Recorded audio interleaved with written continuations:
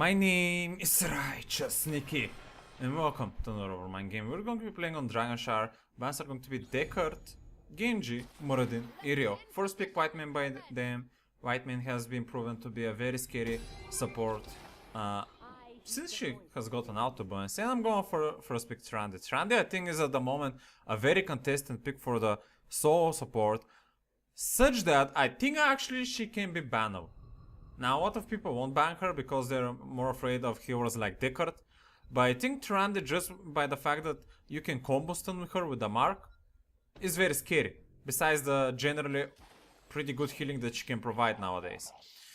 So yeah, I am going to be playing solo support Tyrande. They ask me, and the Haka for the top lane is going to be a pretty cool choice as well, especially for the Dragon Shard. Hanzo, Johanna for them, and since they're gonna pick Johanna, it's pretty obvious that, not obvious, but it's pretty likely that they're gonna pick Asmodan. So I suggest that Asmodan needs to be banned, but no, they're gonna ban Sonya. I know why. I think Sonya is actually not that strong versus the Haka, and they're gonna ban Mephisto, which is actually a pretty solid hero at the moment as well, that needs to be banned as well. Stitches, main tank is kinda decent. We can get some pretty decent hooks on maybe the Hanzo. Raynor, maybe not ideal damage dealer because you get blinded by Johanna, but generally has a lot of survivability, which is pretty nice. And yeah, basically he screws me a lot, not only because of Johanna can provide an environment for the Asmodan that he can stack very easily, but generally the amount of AoE damage that Asmodan can hit towards all the team is very hard to heal. If he hits only one, that's fine, but if he hits like 3 people, then it's very hard for me to heal as a Tyrande because I can heal like one and then I need to get close to the enemy team to get resets to heal another, and that's not good at all. Like, if I want to go close to Johanna, that's not going to be good for me because not only that, Johanna can blind me. So, you know, I'm gonna get actually a bit less healing value this game because I can get resets from auto attacks to get the cooldown reduction for the heal. Now, we're gonna start trading here, I guess. Jimmy and Whiteman are late to the party. What are we gonna get here? Asmodan a bit deep, channeling the laser, gonna get tongued by the Haka. I'm going full up by stun, the minus 15 armor, and that's going to be a very easy kill for us early game here. Another great hook on the Whiteman there, but we won't have enough follow-up there, so that's kind of unfortunate, but yeah, it's fine that we got generally the first kill, which is pretty cool. A bit of a experience value. Asmodan, yeah, like, if you're playing Asmodan, don't just randomly start throwing your laser further than the middle of the lane, like that, especially versus Stitches. Now, he did get tongued by the Dehaka, so maybe he wasn't expecting it. I'm gonna land a hook on the Whiteman, followed up by the Stitches hook there. I mean, what I wanted to say was a stun. I'm gonna try to snipe her, but yeah, body blocked by Johanna there. That was a good attempt to kill the Whiteman, but it wasn't good enough. And I see Asmodan roaming around here. I'm just gonna check the camp. It's not being done, so I'm just gonna go back to my team. Maybe we see an opportunity for a Hanzo hook. Stitches is not in position though. Maybe Stitches can get in position. No, he cannot. Let us go back to the middle and sock. That rhymed. Oh man. So, seems like the Haka is doing fine versus Troll. I'm just trying to self-sustain the cooldown for the moment, and I did go on level 1 for the magic resist talent. Now, I usually think Celestial and Tudman is the best choice, but in situations where their team doesn't have that much hard CC, I would suggest to go the magic resist. It's very valuable versus like cooldown damage. Some Hanzo poke is also pretty good. Generally makes you more tanky whoever you are, either the squishy or the tank, which is pretty cool. And you can make yourself more tanky as well if you get in a bad spot. The only problem about the talent is that they reduced the duration. It also has one less stack than before, but mainly the duration is what it screws it the most. So I'm gonna be healing my team. We did get level 4 first. Excellent hook on the Hanzo, but I'm being zoned by the Johanna there, so I can not hit the stun. The stun missed on the Hanzo there, not gonna do much on the Johanna. I'm not gonna actually mag the Johanna because she didn't have her passive and I wanted to trade a bit more damage into her. Keeping everyone pretty healthy there. I'm trying to random stun there, not gonna happen. The minion of Asmodan is stopping Stitches to get a clear hook shot. We're gonna have a pressure on the Dragon there. Their team is gonna force to get that objective pressure. Ooh. Hook is gonna miss. I'm trying to heal up Jimmy. That was a defensive stun there. I thought that Johanna might overextend there a bit, but she went in the other direction. Go down in the meantime, going for the camp. Travis is gonna cap. Probably their team is gonna cap now on the bottom because we're losing pressure because we're one man down since Gul'dan is on the objective, and we're just trying one excellent hook there. But Hanzo did jump away. That was gonna stun, but he did jump away. Now getting extreme low on mana. Dragon is going to be contested. No one from their team is actually going to the middle for the moment, so it should be fine. The Haka decapping the top. Stitch is going extremely low there. I'm trying to provide some healing, but I'm actually starting to get a bit low on mana, and my team, the enemy team is very healthy. Stitch is going extremely low. I'm trying to get that cooldown reset. I'm trying. Stitches. Oh man, I couldn't click fast enough there. It is what it is, man. You did overextend a bit, but yeah, I could also have potentially tried to get that heal a bit better. Everyone is just getting outpoked now, and their team seems to be having a much better time than us as a 4-man at the moment, because they just have double poke heroes and we can barely get anyone anywhere close to them. So I think I wrote a comment here right about now. I am gonna go back to base in the meantime, but I think I wrote something about how we need to go aggressive because yeah, White Man is just healing because they deal a lot of damage, and we just cannot trade it like that. Like, we need to try to push, try to get maybe a hook or maybe a Dehaka gank. I don't know, but for the moment things are not working that well for us. Now, usually I go Elun's Chosen, but it's not a very good idea versus Juhana because she can blind your auto attacks and that way blind your heal. And also they pretty much have like 1 melee and Travis on soul lane, so it's very unlikely that you're gonna get a lot of auto attack heal. They're doing a shit ton of damage on me. I'm trying to self-sustain myself. I'm gonna throw the bonus heal on the Gul'dan there. Stitch is in the meantime tanking. Gul'dan poke is gonna ruin my life here. And yeah, I know what they're pinging, but everyone's going extremely low. I'm trying to keep the Stitches. I'm just tossing random stuff there. Gul'dan getting pretty well. Is Gul'dan gonna get sniped? No. That also rhymed. And man, I'm like, the level 7 talent does help you pretty decently to get some more burst healings, especially if you're planning to play support Tyrande. This is actually the most taken choice from other players that I've seen. Hook is gonna try to land, but it's not gonna happen. I forgot to mention at level 4 I went for the owl. Since I'm going to be going for the harsh moonlight that swallows movement speed by 40% and damage reduction, and does a 40% damage reduction. With the level 4 talent you can pierce to more enemies than one that effect, so you can get a more sustained team fight. And I'm trying to keep the Stitches here, but he's taking a lot of damage. Hanzo's gonna execute him. Everyone is pretty well there, but we don't have enough. White Man is finally gonna die, and it's going to be 8-8. Gul'dan is dealing some stuff on the Hanzo there. Asuna poke. Gul'dan is maybe overextending there a bit. Jimmy in the meantime doing some very nice damage. I'm gonna try to out the Asuna. Wasn't enough.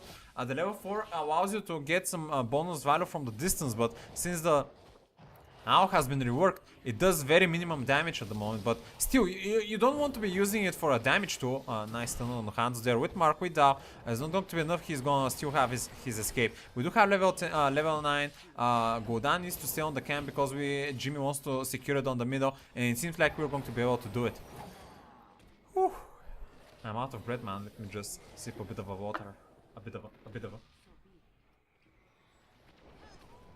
Like, if you're trying to rap, not that I'm a rapper or something, but I like to listen to rap. It made me an impression that sometimes they really like to make the sounds of the words sound a bit more musical, or like in a melody, if you know what I mean. I don't know how it's the exact term of this, but like samana lamana, a bit of a.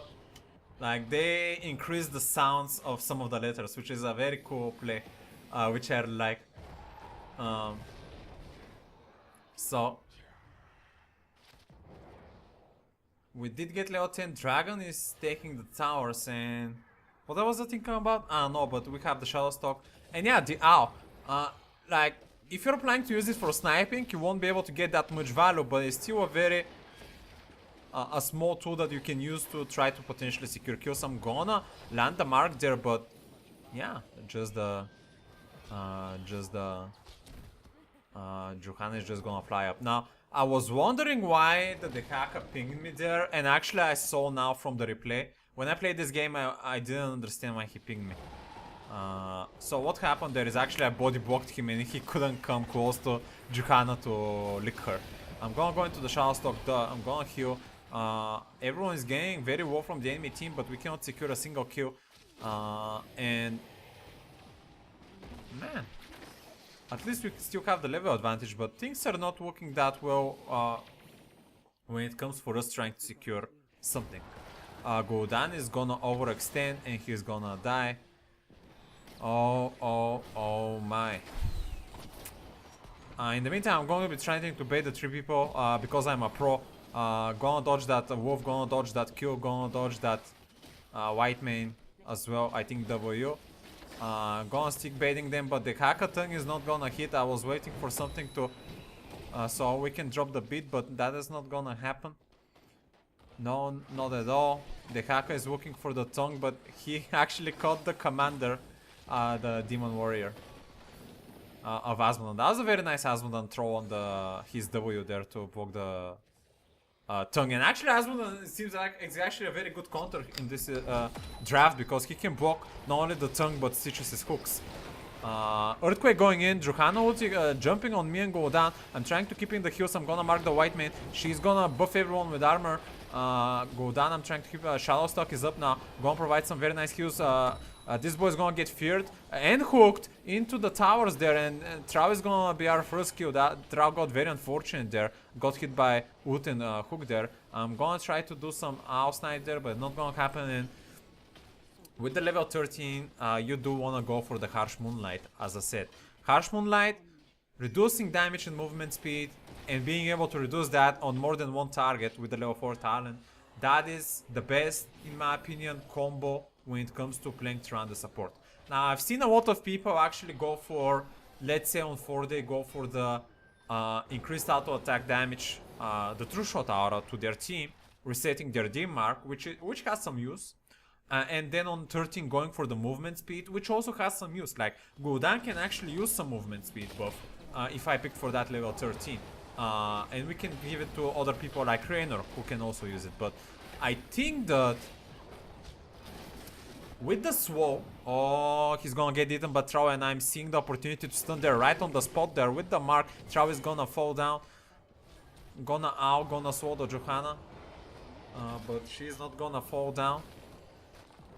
We did get a kill there on the Asmodan though somehow, and we're starting to get finally some siege damage, some level advantage there. The Gul'dan Fury not gonna land properly there. I'm gonna random out there probably. Am I not? Am I not? Yeah, I am. But it's not gonna hit at all. Oh, nice hook there, but Hanzo is just gonna jump back very nicely there. We now have a solid 2 level advantage and a lot of siege advantage, so things are looking pretty decent. I think Gul'dan is overextending here a bit to try to poke, which usually Gul'dan should be doing such stuff, but maybe not when 3 of us are going for the camp. So Gul'dan seems like in a very bad spot. Earthquake gonna swallow, perma-swallow Gul'dan, gonna stun mark the Trau. Gul'dan taking a lot of damage. I'm trying to kill him between the wall. I'm a bit out of range. I'm gonna get stunned by Johanna. I'm just gonna put an out there. I actually forgot to use my piercing out, so I could have swallowed the Troll, so that was a bit of my mistake there. But Gul'dan is gonna be kept alive. Stun the Johanna in the meantime. Gul'dan is still alive. Trav is gonna not survive, and we just managed to clear house again. That was actually a very good opportunity for their team to engage because Gul'dan was out of position, but it was just not enough. They decided to split their focus. Their scope just tried to execute Gul'dan instantly, but they on the top lane, Trau and Johanna decided to chase us, which was not ideal. Now 13 to 16, we're going to be able to get the keep. I don't think we can end the game, but 3 level advantage is very strong, and things are going to be looking like a bonbon. I just wanted to rhyme that, and if you wonder what a bonbon is, is like a small chocolate piece. Usually you give them to birthdays. I actually forgot how it's in English, man. Chocolate, not bar, but oh man, sweets I guess. Oh no, man. Anyway, things are going to be looking pretty decent for our team. Now, I also wanted to point out that on that replay that I fucked up my owl. I sent my out panically and to try to swallow the Johanna, but I forgot to use my 1 button. So I only swallowed Johanna, but the point was to swallow Trau as well. White man is gonna get feared. The Hackathon as well. I'm gonna land the stun there, but it's gonna miss. That's fine. Gul'dan is gonna get healed. Insane Stitches Cook there. on the Asmodan from insane distance. In the meantime, I'm just gonna swallow Johanna, mark her as well, the Hackathon, gonna get that as well. And yeah, we're just killing their teammates, man. I don't know why, I don't know where the Trow was, but I think maybe he was a bit late because he was on the top, but Earthquake would have definitely helped them there a lot. Now I'm gonna reveal Trow. I knew that he might have been doing camp. Go down trying to poke. We can just steal that in time before their team arrives and try to steal all of our value. So come on, you guys. I was trying to rhyme again. 4 level advantage dragon. Now I'm gonna ask my team to go middle because I think with 5 men up it's a bit cocky. Now we do have 4 mercenary camps, 4 mercenaries there, but I think it's just too greedy. The hacker is gonna fall down alone there, I don't know why, but we're going to be able to get that keep, so that's pretty cool. Core 0 shield. Now Core just got 0 shield after you were pushing, so yeah, but I'm just gonna stun the Troll there. Instant shadow stalk. Go down, gonna get stunned. I'm looking who I can heal. Mainly myself for now. Go down is gonna need the new heals there. I'm actually gonna throw the double heal on him because he's taking a lot of damage. Gonna stun swallow the white man. He's gonna throw into the black matter there, and Go down is finally gonna go down, but throw is as well. Asmodan in a bit of a bad spot. I'm actually gonna stop Hanzo there from recalling. Now I think I did another mistake there. I think I should have just swallowed the Asmodan, so maybe we can pick up a kill, but I got very greedy on the Hanzo and Whiteman. But it seems like Jimmy's coming to the side and Hanzo doesn't have an escape. Not gonna be able to land the stun, but I'm gonna not land the minus armor reduction. We're just gonna go back. I'm gonna get very swallowed by the Whiteman's attack, and I did land a swallow on the Asmodan, but the Hackathon is not. Oh, it did happen, but not on him. On Hanzo instead. Hanzo got eaten. Let's move him ahead and mark on the Hanzo. He is not gonna fall. I'm trying to heal everyone. Oh, I'm almost gonna die at the Hanzo stun. I think I'm gonna die in the Whiteman. Nah, that was way too many stuff into my head. Johanna is gonna jump up ahead. The Haka is gonna fall down. Jimmy, you should run. Stitch, you should have pulled that throw across the sun. I don't know. Yeah, we did call out, like I called out in the chat, we should go mid, and every single one from the team stayed middle besides the Haka. So I can see why he wanted to do that. It could have potentially worked. Now I'm not saying it's not impossible that we could have ended core with the bottom with the siege camps, but I think everyone from the team was in the mood that it was maybe a bit too early and maybe a bit too risky, and we should have just played it by the book and get the middle core.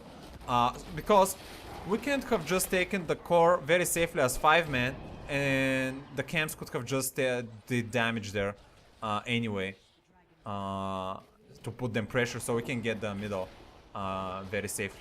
Oh, the go down going still wrong. Gonna send 1 heal, and it's going to be enough for the go down to survive. Nice.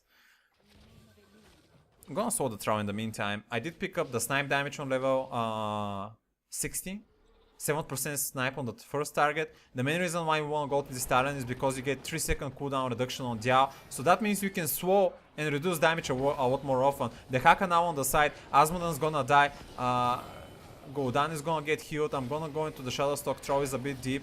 I'm gonna have... I did pick on level 20 the stun talent, by the way. I'm gonna land 1 stun and another, and both of them are gonna miss. Stitches in the meantime swallowing those backline. Trow, I think you're a bit deep. I'm gonna swallow the Hanzo. He's gonna be still swallowed. That Stitches miss, that stun miss, and Hanzo just walked out like a smooth criminal. But we see an opportunity to maybe end the game here 4v3. They have 30 seconds. Gonna swallow the Trow. He's gonna go with the movement speed, but I don't think it's going to be enough. And I'm just gonna try to health sustain my team. I don't have the ult, but I still can get 3 auto attacks on the core and heal. Gonna double heal. Oh, nice there. Gonna land a stun on the Troll with the mark, and he's finally gonna fall. Keeping healing on the go. Dan Stitches is gonna hook the white man there. That was a stun from the passive and one stun from mid there, but that is going to be the end. Yeah, pretty decent game, man. I think we could have did some decisions a bit better there, but it is what it is. We're not gonna get the MVP. I did the same amount of healing as Whiteman, 100k, so that's pretty impressive as well, yet again. And you can see that the power of Tyrande is comparable to the top supports in the game at the moment, which is pretty cool. So thanks for watching for today, boys, and until next time, stay righteous.